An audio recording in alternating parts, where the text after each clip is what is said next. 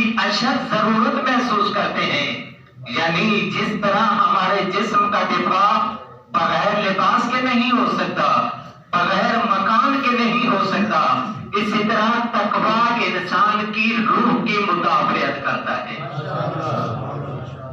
جس طرح لباس انسان کے جسم کا دفاع کرتا ہے، مکان انسان کے رہائش کا، انسان کی ذاتی رہائش کا دفاع کرتا ہے، اسی طرح تقویٰ انسان کی روح کا دفاع کرتا ہے.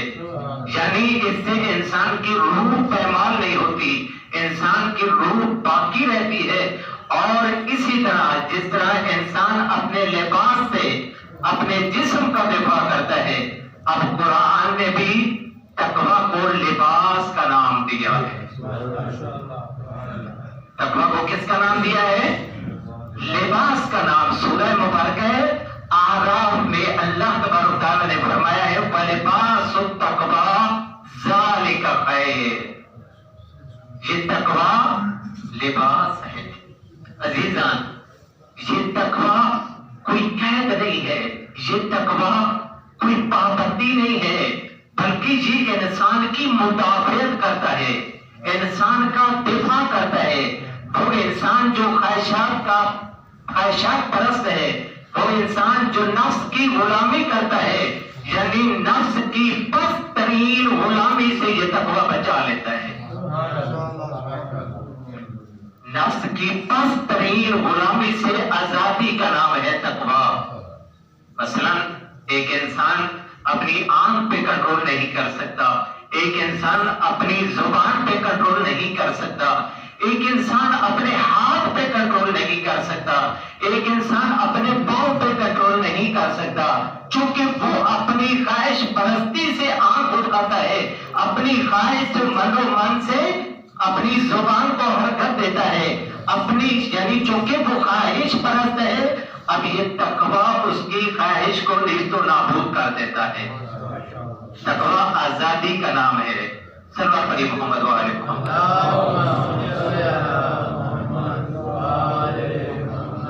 اور یہ تقویٰ کی جو سب سے زیادہ تعریف کی ہے وہ ہمارے امام المتقین حضرت علی علیہ السلام.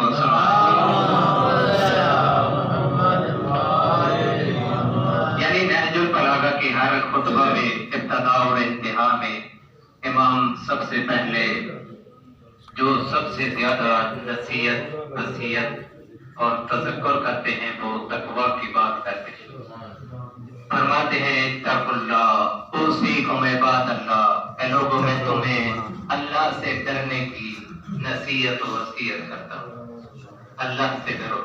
اور یہی امام نہج البلاغہ کے اندر ایک حکمت ہے کہ ہمیں یہ امام ایک مرتبہ کوفہ میں ایک قبرستان کے قریب گزرے تو امام علیہ السلام کے باقی اصحاب بھی موجود تھے، اور جب قبرستان کے قریب گئے تو امام علیہ السلام نے ایک جملہ فرمایا اور یہ بہت سمجھنے کا ہے.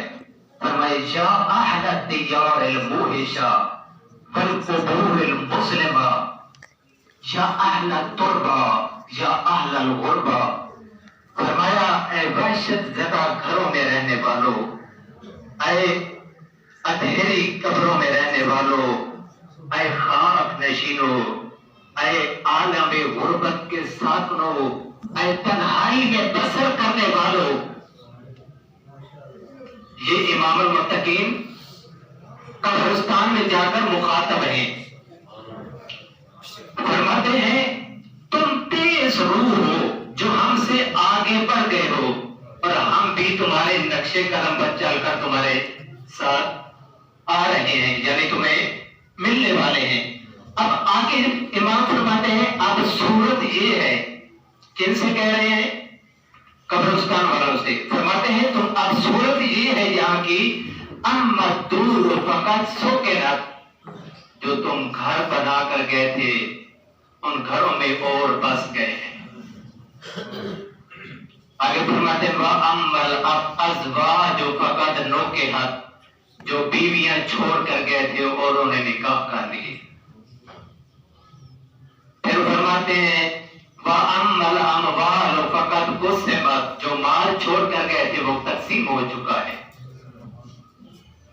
آپ اندازہ لگائیں کہ یہ ہمیں امام المتقین قبرستان میں قبر والوں سے خطاب کر رہے ہیں کہ تم چلے گئے تنہائی میں، قبر کے ویرانگے میں، وہاں تم نے سکون اختیار کیا، تمہارا مال تقسیم ہو گیا، تمہاری بیویوں نے اور نکاح کر لیے، تمہارے مکانوں میں اور لوگ رہائش پذیر ہو گئے، اور پھر امام فرماتے ہیں ھذا خبر ما عندنا فما خبر ما عندکم، فرماتے ہیں یہ وہ خبر ہے جو یہاں کی ہے، کیا تم بتا سکتے ہو تمہارے ہاں کیا خبر ہے؟ پھر امام علیہ السلام اما لو فضل لهم فی الکلام لاخبروکم، پھر اپنے اصحاب کی طرف متوجہ ہوئے، فرمایا اگر ان لوگوں کو بولنے کی اجازت دی جائے تو یہ سب مل کر ایک ہی بات کریں گے، اور وہ کیا کریں گے؟ فرمایا وہ کہیں گے ان خیر الذات التقوی، اگر ہمارے پاس کوئی چیز کام آ سکتی ہے تو وہ تقوی الہی ہے۔ عزیزان، یہ تقوی ہے جو انسان